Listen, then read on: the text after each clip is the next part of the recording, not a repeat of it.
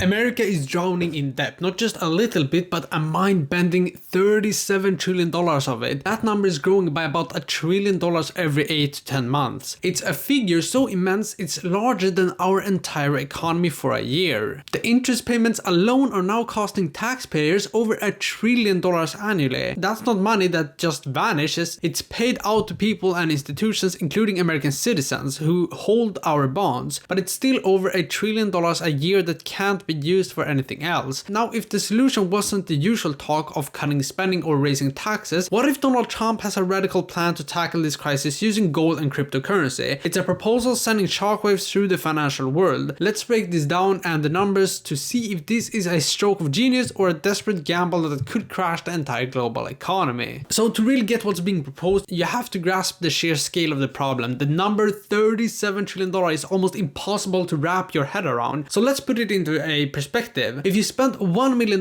every single day since the pyramids were built, you still wouldn't have spent $37 trillion. It is without exaggeration a mountain of debt. And this isn't just some abstract government issue, it's a national crisis. The US national debt is over 119% of America's gross domestic product, or GDP. Think of GDP as America's annual salary. This means we owe way more than our entire country makes in a year. It's like having a household income of $100,000 but being over $119,000 in credit card debt. And just like with a credit card, you can't just ignore it. So how did the US get there? Well, for decades the US government has spent far more money than it brings in. That's a budget deficit. For the 2025 fiscal year, the government spent around $7 trillion but only brought in about $5.2 trillion in taxes and other revenues. That's a shortfall of $1.8 trillion in just 1 year. Imagine your family's budget. You earn $52,000 a year but you spend $70,000 a year. To cover that $18,000 gap, you'd have to borrow it. Now imagine doing that a year after year for half a century. The interest starts to pile up and pretty soon you're taking out new loans just to pay interest on the old ones. And that's exactly what the US government is doing. It finances these deficits by selling treasury bonds, basically IOUs. And who buys them? Well, investors, pension funds, and even foreign governments like Japan and China. US is borrowing from the whole world to fund their lifestyle today, leaving a bill for their kids and grandkids. And this isn't about politics anymore, it's just math, and the math is getting worse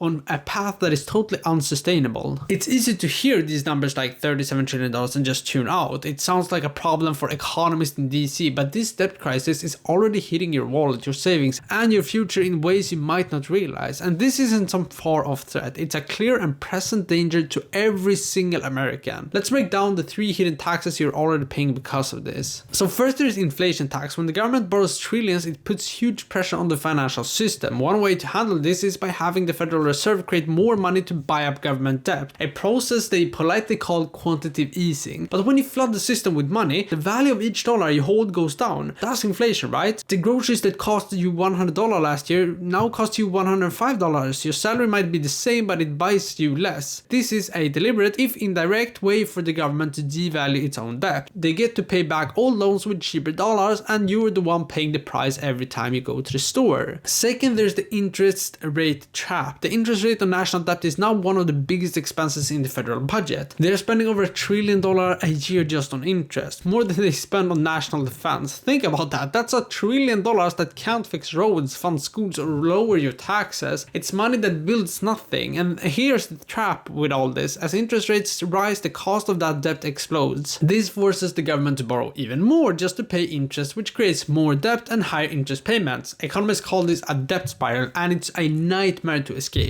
And finally, there is the existential threat to the US dollar itself. For the last 80 years, the dollar has been the world's reserve currency. This means global trade is done in dollars and countries everywhere hold dollars as savings. This creates a huge artificial demand for our currency, letting us borrow much more cheaply than anyone else, but our massive debt is putting this special status in jeopardy. It's just like China and Russia are actively looking for a way to move away from the dollar. If the world loses faith in the dollar, that artificial demand disappears. The dollar's value would plummet, interest rates would skyrocket, and the US would face an economic crisis unlike anything we've ever seen. This debt isn't just a number, it's a time bomb at the heart of the US economy. And this is where the story turns into wild, uncharted territory. With traditional solutions like cutting spending or raising taxes seen as political poison, a set of radical ideas has started circulating in circles close to Donald Trump. Now let's be clear, these are not formal detailed white paper from an official campaign, they're bold, controversial concepts being floated by supporters that challenge our entire financial system. The gist of this secret plan is to pivot from our debt-based system and re-anchor the US economy to something tangible: gold and its digital cousin, cryptocurrency. So how would this even work? Well, let's look at the two main ideas. First, the gold gambit. This is the idea of bringing back something like a gold standard. The US dollar was backed by physical gold until 1971, meaning you could in theory trade your paper dollars for a set amount of gold. A gold standard forces discipline on the government. You can't just print money endlessly, you have to own the gold to back it up. Proponents say this would stop runaway inflation and restore global confidence in the dollar because it would be backed by a real finite asset, not just the full faith and credit of a government that's $37 trillion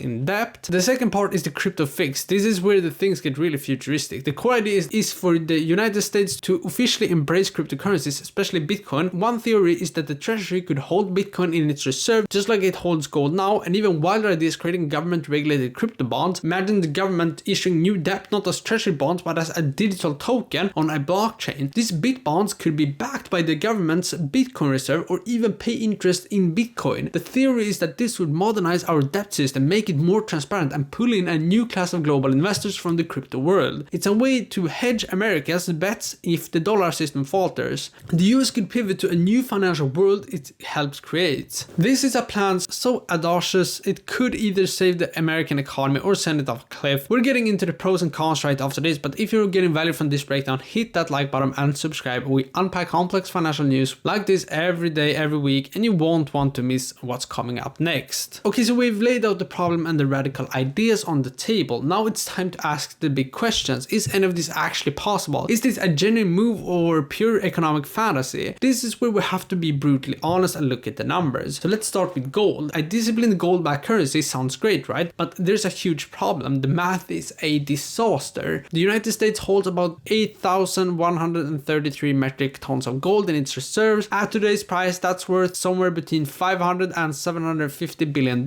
and the national debt is $37 trillion. Let that sink in. We have at most $750 billion in gold to back a debt of $37 trillion.